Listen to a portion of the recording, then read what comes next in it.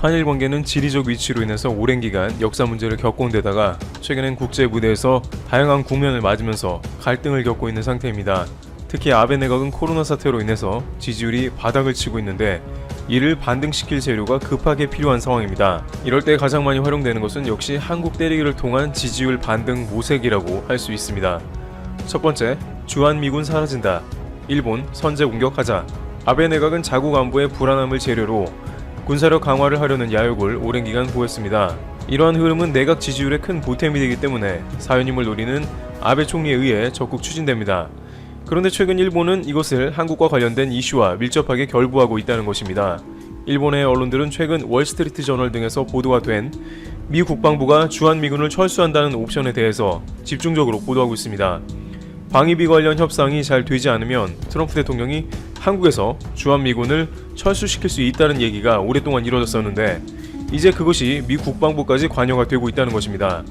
전 세계에 걸쳐 있는 미군을 순환 배치하는 과정에서 주한미군을 일본과 괌 등에 재배치하는 방법도 고려됩니다. 그런데 주한미군 철수 금지안을 미 의원들이 발의해 통과시켜 한국에서 주한미군 철수가 가능한가라는 질문이 있지만 이 법안에는 행정적 예외 사항이 있어 트럼프 대통령이 이를 활용한다면 주한미군 감축이 가능하다는 것이죠.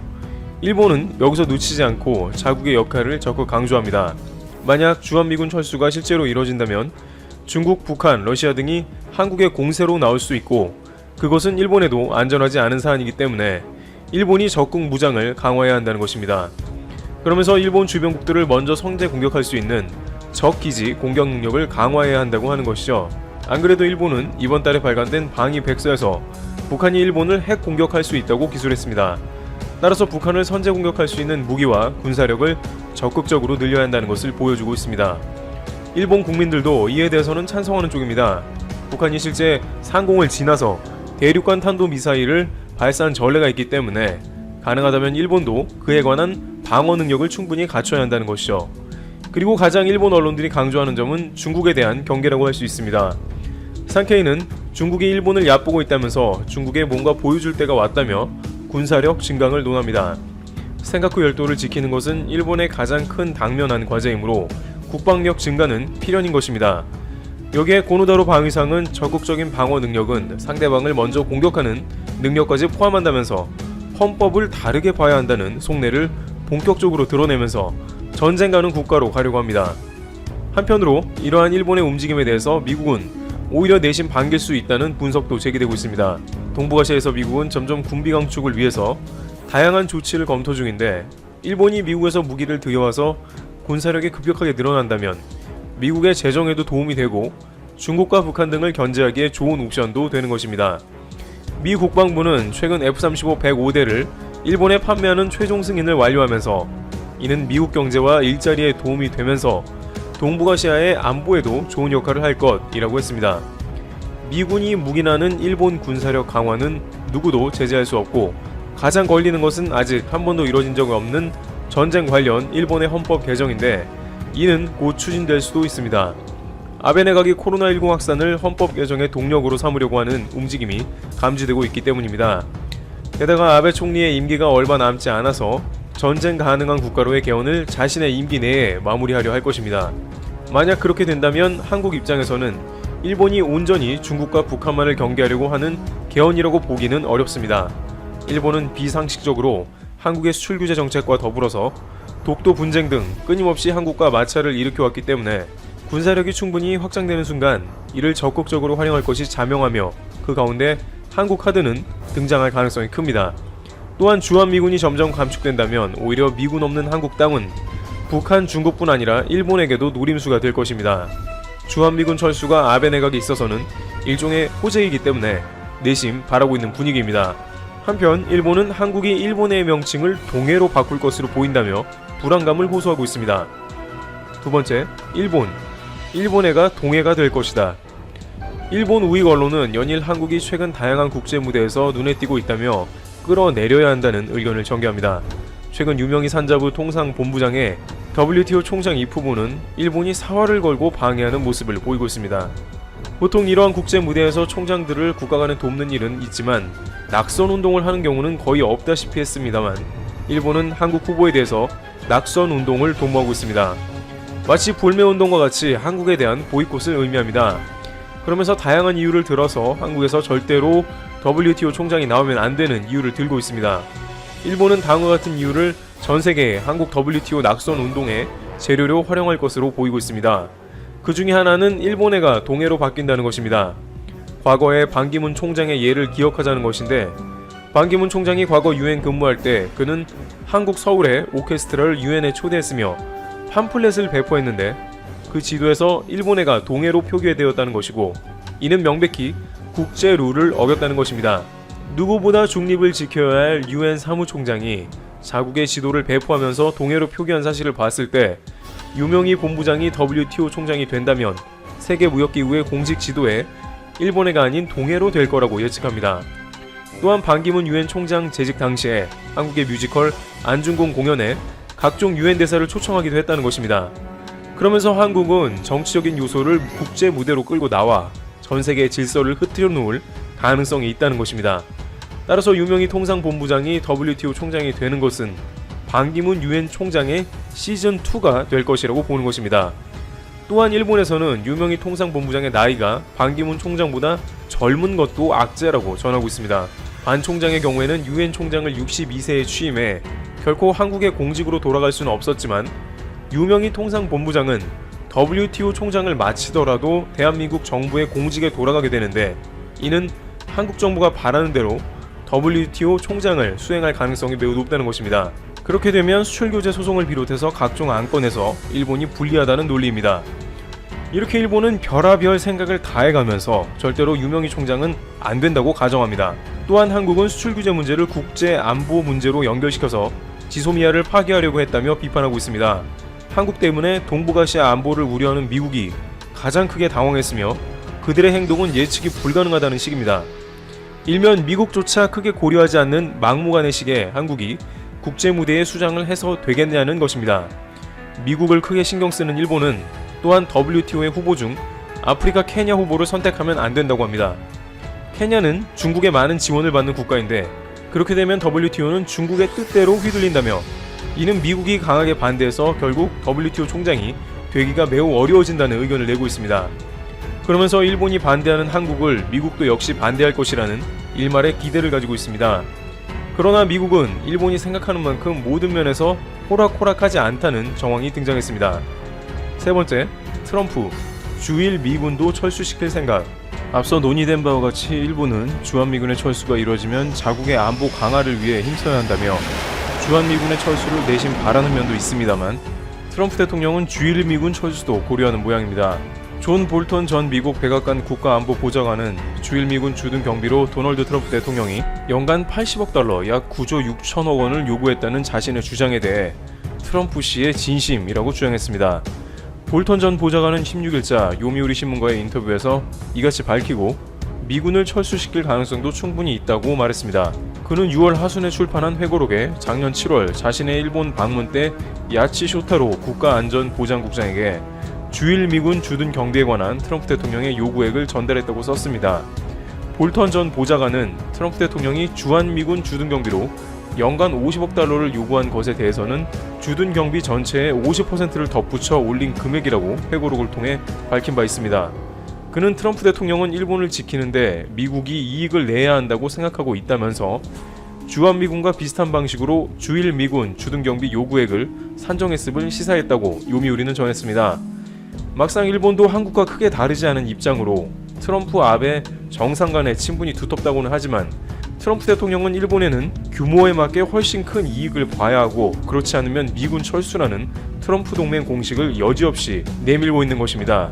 주한미군 철수와 같은 일은 일본에도 동일하게 일어날 수 있다는 것이며, 일본도 연간 10조 원의 방위비를 지불할 생각이 없기 때문에 미국이 주는 방위비 스트레스는 트럼프 대선 전까지 계속해서 시달리는 것은 한국과 다르지 않을 것입니다. 트럼프 대통령은 대선 전에 주한미군 철수를 비롯해서 관련 사안을 검토할 것으로 전해집니다.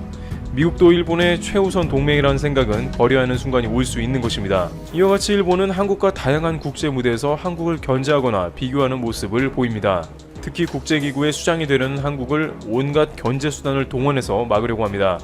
그러나 일본의 이러한 행동은 앞뒤가 맞지 않는 아전인수격임을 알 수 있습니다. 강제징용 판결을 수출규제로 연결시켜 국제법을 무시한 자신들의 행동은 문제가 없다고 하면서 한국에는 WTO 총장이 과연 자질이 있겠냐면서 끊임없는 공격을 하고 있기 때문입니다. 최근엔 유네스코에 강제징용 역사를 알리겠다고 약속까지 하고 전시관에는 오히려 군함도 전체를 왜곡 날조하고 있습니다.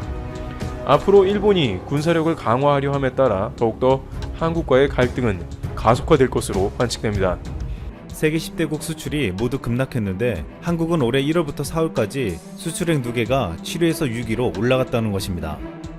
지난해 6위였던 프랑스가 감염병 여파로 수출이 20% 가까이 급락하면서 얻은 반사이익으로 분석되었지만 한국이 상대적으로 다른 나라보다 잘 대처하고 극복하고 있기 때문이라고 분석되고 있습니다. 실제로 프랑스, 이탈리아, 독일 등 유럽의 수출 한파가 극심했지만 한국은 상대적으로 수출 시장 충격이 덜했습니다. 이 와중에 우리나라 외환보유액은 사상 최대 규모로 불어났습니다. 3일 한국은행에 따르면 올해 6월 말 기준 외환보유액은 전월 대비 34억 4천만 달러 증가한 4,107억 5천만 달러로 집계되었습니다. 이는 사상 최대 규모로 한국의 외환보유액은 처음으로 4,100달러를 넘어섰습니다. 지난 5월 말 기준 한국의 외환보유액 규모는 세계 9위였습니다. 또한 삼성전자는 지난 5월 화해를 제치고 글로벌 휴대폰 시장 점유율 1위 자리를 되찾았습니다. 이는 삼성전자의 인도 공장이 정상화되고 주력 시장인 미국과 유럽, 인도가 감염병 여파에서 차츰 벗어나 판매량이 늘고 있는 영향으로 분석되었습니다.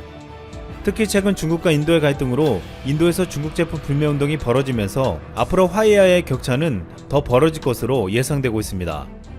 또한 반도체에서도 삼성전자와 SK하이닉스는 2분기 시장에서 기대치를 웃도는 실적을 내놓을 전망입니다. 비대면 시장의 성장으로 PC와 서버용 메모리 반도체의 수요가 늘어 예상보다 좋은 실적을 기록한 것입니다. 삼성전자 반도체 부문의 2분기 매출 추정치는 19조 1천억 원, 영업이익이 5조 4천억 수준으로 전망되고 있습니다. 지난해 2분기와 비교했을 때 매출과 영업이익이 각각 18.6%, 58.8% 증가할 것이란 분석이었습니다. 또한 SK하이닉스도 주력 분야인 디램의 가격 강세로 영업이익이 전년 동기 대비 3배가량 증가할 것으로 보이고 있습니다. 그런데 최근 반도체계를 뒤집는 놀라운 소식이 전해졌습니다. 삼성과 정부의 지원을 받은 한 국내 연구진이 새로운 반도체 기술을 개발해냈습니다. 지난 1일 이준희 울산과 기술원 교수팀은 원자간 탄성작용을 상쇄하는 물리현상을 발견하고 이를 반도체에 적용하는 이론을 제시했습니다. 이 연구 결과는 지난 1일 세계적인 국제학술 권위지 사이언스에 실렸습니다. 이 연구에서 차세대 메모리 반도체 집적도를 1000배 이상 향상시킬 수 있는 이론과 소재가 개발된 것인데 이를 이용하면 손톱 크기의 무려 500TB를 저장할 수 있다는 것이었습니다. 500TB 용량이면 고화질 영화 6만 개가 넘게 저장할 수 있는 양이었습니다. 이준희 교수는 개별 원자에 정보를 저장하는 기술은 원자를 쪼개지 않는 범위 안에서 최고의 집적 기술이라면서 이 기술을 활용하면 반도체 소형화가 더욱 가속될 것으로 기대된다고 말했습니다. 경쟁국들이 한국의 반도체를 따라잡으려고 안간힘을 쓰고 있지만 이 기술을 활용한다면 한국의 반도체는 또다시 반도체 산업의 패러다임을 바꿔놓을 가능성이 높다고 분석되고 있습니다. 노근창 현대차증권 연구원은 초유의 사태에도 불구하고 수익성이 개선되는 것은 다양한 분야에서 확고한 기술 리더십이 있기 때문이라며 향후 추가적인 매크로 위기가 오더라도 이익 방어력에 대한 시장의 기대치는 높아질 것으로 보인다고 말했습니다. 삼성은 이러한 확고한 기술 리더십을 지키기 위해 더 빠르고 과감하게 투자하고 있습니다.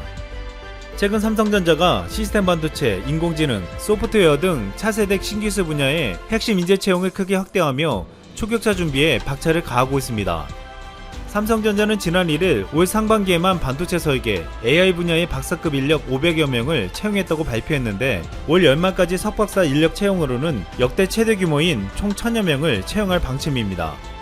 또한 최근 현대 글로비스가 유럽 최대 완성차 제조사 폭스바겐 그룹과 5천억 규모의 5년간의 장기 해상 운송 계약을 맺었습니다. 폭스바겐 아우디, 포르쉐, 벤틀리 등 폭스바겐 그룹 내 전 승용차 브랜드를 유럽에서 중국으로 수출하는 해상 운송 계약입니다. 이번 계약은 현대 글로버스가 글로벌 완성차 메이커로부터 따낸 해운 계약 중 사상 최대로 현대 글로버스가 2008년 자동차 운반선 사업에 진출한 이래 글로벌 완성차 메이커와 체결한 사상 최대 수주 실적이었습니다. 이번 개혁으로 그동안 일본계와 유럽계가 과점하고 있는 글로벌 자동차 운반 선사 시장에서 유일한 한국계 국제선사인 현대글로비스가 앞으로 시장에 도전하는데 속도가 붙을 것으로 기대되고 있습니다. 여기에는 한국의 운송업이 전혀 다른 국면을 맞게 될 수도 있다는 또 다른 소식도 들려오고 있습니다. 아시아에서 유럽까지 가는데 걸리는 시간을 10일이나 단축할 수 있는 북극 항로가 우리나라 부산에서 개척될 수 있다는 것입니다. 북극 항로는 태평양에서 대서양까지 러시아 북쪽 해안을 따라가는 항로로 지구온난화로 인해 북극의 빙하가 녹으면서 생긴 새로운 백길입니다. 현재 부산항을 출발한 유럽 운송은 약 35일 정도가 걸리고 있지만 북극 항로를 이용하게 되면 10일이나 단축된 25일밖에 걸리지 않을 전망입니다. 현재 북극 항로는 운항 가능 기간이 7월에서 10월까지 4개월 정도만 가능하지만 세빙 기술이 발달하는 2030년에는 연중 항해가 가능할 것으로 기대되고 있습니다. 지금 한국은 감염병 사태 속에서도 수출 시장에서 전혀 위축되지 않는 모습을 보이고 있고 외환 보유고 또한 최대치를 기록하고 있습니다. 이로 인해 지난해 일본이 수출 규제를 하면 한국의 제2의 IMF가 올 거라고 보도했던 언론들의 주장이 무색해지고 있습니다. 한국은 지금 일본의 경제 보복도 최악의 바이러스도 과감하게 돌파해내고 있습니다. 문재인 대통령은 지난 2일 전 세계 경제가 모두 극심한 침체에 빠져 있지만 한국은 타격이 가장 적은 나라, 그래서 가장 경제가 빠르게 회복될 나라라고 평가받고 있다고 했습니다. 또한 최근 수출 감소폭이 점점 줄고 있다며 하반기 수출이 좋아질 것을 기대한다고 했습니다. 실제로 한국의 수출은 점점 회복세를 보이고 있고 새로운 시장이 열리는 놀라운 현상을 맞이하고 있습니다. 바이러스 사태 속에서 전 세계에서 한국 제품을 더 많이 찾은 것이 있었습니다. 바로 라면이었습니다. 올해 상반기 한국 농식품 수출이 지난해보다 4.4% 늘었는데 이를 가능하게 한 건 한국의 라면과 김치였습니다. 농림축산식품부는 2일 올해 상반기 농식품 수출액이 36억 784만 달러를 기록했다고 밝혔습니다. 여기서 놀라운 것은 미국으로의 농식품 수출이 지난 3월부터 전년 대비 매달 30% 이상 증가하며 대중국 수출액을 초월한 것입니다. 미국에서는 지난해 영화 기생충의 흥행으로 한국 라면이 각광을 받고 있고 이로 인해 지난해보다 무려 52.1%나 증가했습니다. 아시안권이 아닌 미국에서 한국의 라면이 불티나게 팔리고 있는 것은 지난해 BTS와 영화 기생충 등 한류의 영향이 절대적이었습니다. 또한 최근 넷플릭스에서 사랑의 불식작 등 한국의 드라마들이 미국 시청자들에게 큰 관심을 불러일으키면서 한류의 영역은 더욱 확장되고 있습니다. 이런 가운데 BTS에 이어 최근 앨범을 낸 블랙핑크의 인기가 예상을 초월하고 있습니다. 전 세계적으로 폭발적인 인기를 얻은 블랙핑크는 기네스 세계 신기록에 5개 부문을 동시에 등재했습니다. 지난 2일 기네스에 따르면 블랙핑크의 하위 라이크 때 뮤직비디오는 첫날 8,630만 뷰로 공개 24시간 내 유튜브 동영상 최다 조회수 세계 신기록을 세웠습니다. 이번에 블랙핑크는 컴백하면서 중독성 높은 노래와 화려한 퍼포먼스로 눈길을 끌었지만 이못지않게 전세계 주목을 받은 것이 한복 의상이었습니다. 세련되게 개량된 한복은 블랙핑크 멤버들과 노래에 절묘하게 어울렸으며 전세계인들은 하나같이 멋있다라고 표현했습니다. 하지만 일본 네티즌들은 보통 동양풍의 옷을 보면 기모노를 생각하는데 이번에 블랙핑크가 한복을 입고 나와 앞으로 한복이라고 기억이 남을 것이라고 우려했습니다. 여기서 더 나아가 다른 일본의 네티즌들은 한국의 한복을 깎아내리고 한복이 화려한 건 일본이 염색 기술을 가르쳤기 때문이라고 흠집을 냈습니다. 전세계 팬들은 블랙핑크의 한복을 보고 환호했지만 일본 네티즌들은 애써 트집을 잡았습니다. 이번 사건에서 보았듯이 일본에서는 아직도 한국을 깎아내리고 내려보는 인식이 뿌리 깊게 자리하고 있다는 것을 확인할 수 있었습니다. 아베 정권이 한 수출 규제 또한 자신들보다 못하다고 여긴 한국의 급부상을 막으려는 시도였다고 보고 있습니다. 하지만 일본의 한 커뮤니티에서 최근 수출 규제에 관련된 기사에 댓글이 달리며 지금의 사태를 각성하는 모습이 보였습니다. 일본 마이니치 신문 기사 "일본은 왜 한국에게 완패했는가가 한 커뮤니티에 올라오자 일본 네티즌들은 이런 댓글을 달았습니다. 아베가 혐한을 이용해서 내국과 격차를 벌리는 정책을 추진했기 때문이다. 이제는 과거 민주당 정권보다 심한데 아직도 내 우익은 민주당보다는 낫다고 믿는다. 수출 규제에서 한국이 곤란해지면 작전 성공이지만 반대로 한국이 국산에 성공해서 일본 기업만 손해봤다. 총리 관조와 경제산업상의 전망은 아니었었다. 뭐 조선도 반도체도 가전도 한국에 늘 좋았는데 완패라고 해도 아무 생각도 안 든다. 항상 그래왔잖아. 마이니치 기사가 마음에 안 들지만 멍청한 짓이었다는 건 틀림없다.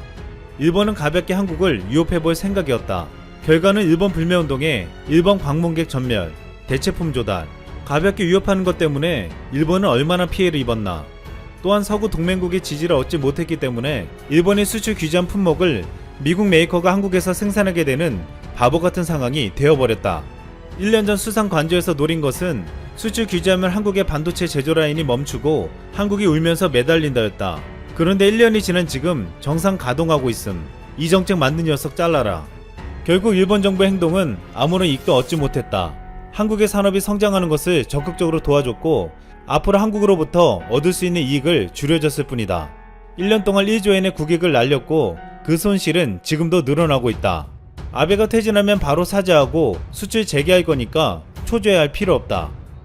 마지막으로 한 일본 네티즌은 일본인답게 유도에 비유해서 표현했습니다. 한판 노리고 덤비다가 한판으로 패하는 건 유도에서 자주 있는 이야기다.